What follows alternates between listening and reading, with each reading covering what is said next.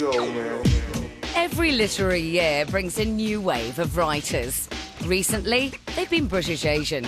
And whether they're writing about gang warfare, sexual tension or crossing cultural barriers, they appear to meet the buyer's demands. However, the authenticity of some of these books has been questioned. Not every British Asian author is written from personal experience. Does it matter? The assumption is that you're not allowed to just write it, you need to have some background in it, you need to be authentic. It's not a hurdle that other writers have to face.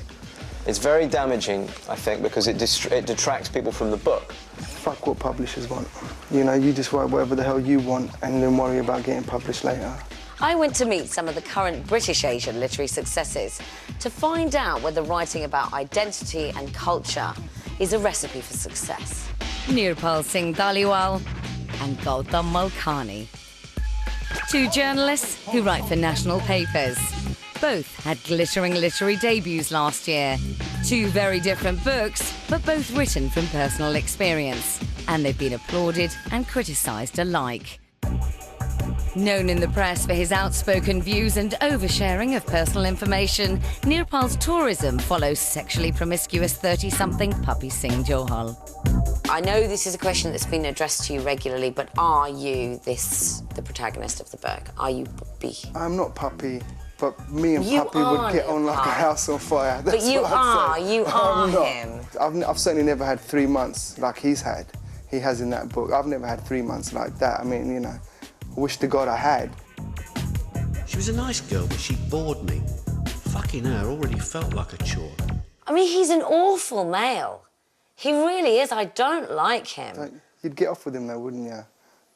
You would. I don't know. Yeah, see, you I had to don't think know. about that. Yeah, I do. I'm very honest. I like the fact that he is unapologetic, and that's why I wanted to really dislike you, just as much as I wanted to dislike your book, and I couldn't do either. But you admit that you had no problem playing the race card. Excellent. Got you a great publishing deal. You're in lots of bookstores. There's a certain freedom I think I've got. You know, if a white guy came out and said some of the things I've said, they'd have taken him to the cleaners, you know. Like what? But when it comes to things like race, saying like in the novel, you know, a novel is a place where it's the space that human beings have to create characters that aren't real in the physical sense, but which can voice all the things publicly that we're otherwise not allowed to do. Well, Salman Rushdie didn't get away with it. Oh, he did? Yeah, come off it. That fatwa made him millions, you know? He didn't get away with it. Man, no one would have heard of that book, right, if they didn't come down on him like a ton of bricks. Man, if only someone gave me a fatwa. When Financial Times journalist Gautam Malkani published his book, London Stani, he didn't expect to be criticised for being too posh, too educated, and therefore too far removed to be writing about the gritty street culture of West Hounslow. Like, say this book was about Desi rude boys in the ghetto, right? Why should I have to be exactly like that to write about it? Right? I mean, that's like saying if I wrote a book about serial killers, I'd have to be a mass murderer. Secondly, the characters are based on people I went to school with. All the research I did at university, because my dissertation was about Desi rude boy culture. And all the interviews I did, I used a lot of the anecdotes and a lot of the language and all of that, you know, to build this book. Nirpal naturally has an opinion on this too.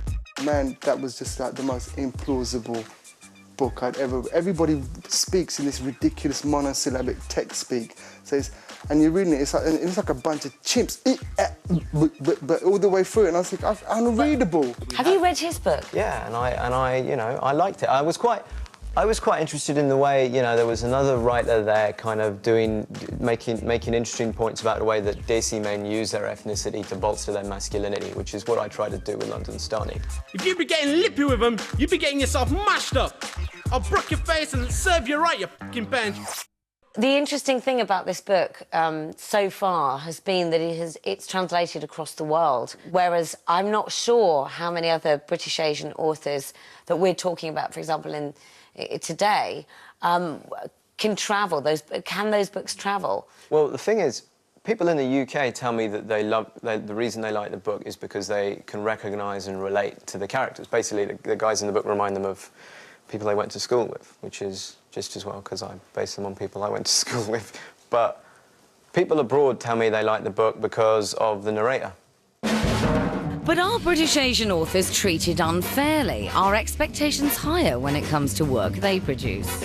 If you come from a background that isn't bog standard, people expect certain different things from it, and it's not as if the story or the writing is enough. Writer and journalist Safraz Manzoor has written his first book, Greetings from Berry Park, a memoir about growing up in Luton and his passion for rock music. He raised the question of authenticity last year when both London Stani and Tourism were published. You used the phrase authenticity in talking about whether Asian writers need to be authentic or whether it's a baseless term in a sense. What were you trying to get at by raising this question? Well, it was really to do with the fact that I think it's all about what people expect from different authors in some ways. If an Asian person writes a story and it's about a particular sector of society, you're not allowed, the assumption is that you're not allowed to just write it, you need to have some background in it, you need to be authentic. And I think the reason for that is when you've got publishers, basically they can choose whoever they want in terms of who they're going to give the contracts to. And it seems to me that what they want is the added value. Do you think, therefore, that authors from last summer, like Nirpal Singh Dhaliwal and Gautam Malkani, were products of exactly what you're talking about? That Well, I think they added extra value. Yeah, I think what it is, it's not a bad thing, but ultimately what happens is everybody tries to find something that's a bit extra. You know, publishers, everybody wants the new spin on something. If any publisher or any sort of the literary establishment gets a sense that they're getting something that they wouldn't normally be getting, you're going to have a bit more attention. Did you enjoy, let's start with Tourism. Did I enjoy Tourism, as in the book? I didn't read it. It's not my kind of book. How do you know if you haven't read it? It's kind of dick lit. It's about somebody who's kind of explicitly looking for sort of, OK, but so how did you know enough about it to say my girlfriend read it. OK. But, the fundamental truth is, ultimately, I don't read books just because the author is Asian.